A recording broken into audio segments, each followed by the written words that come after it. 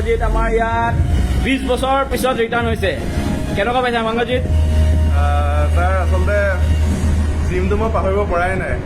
আজি ধৰক মই প্ৰথম ষ্টাৰ্টিংটো মোৰ চানহেল্থত, তাৰপিছত আজি মই গুৱাহাটীত গ'ল্ড জিম, এৰ' ফিটনেছ বা যোৰহাটৰ বহুত বিভিন্ন জিমত মাৰিলোঁ। কিন্তু ছাৰ আপোনাৰ যিটো গাইডেঞ্চ সেইটোলৈকে মই ছাৰ এতিয়ালৈকে ক'তো পোৱা নাই। সেইকাৰণে আজি ইমান বছৰ হোৱাৰ পিছতো মই আপোনাৰ ওচৰলৈ ঘূৰি আহিবলগীয়া হৈছে। আৰু এতিয়াও ছাৰ মই সৰু কথা আপোনাক সুধোঁ, ইমান বছৰ মৰাৰ পিছতো ছাৰ মানে যিটো ইয়াত মোৰ ভাল লাগে এইটো ছাৰ মই ক'তো এই অনুভৱটো মই ক'তো পোৱা নাই ছাৰ। বহুত ভাল লাগে ছাৰ।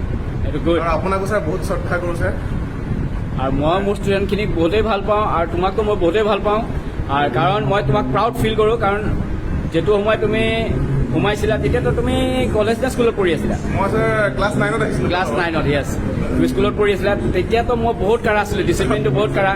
কিবা এটা ক'লেই কিবা এটা ডিচিপ্লিনটো মানি নচলিলে ফাইন লওঁ।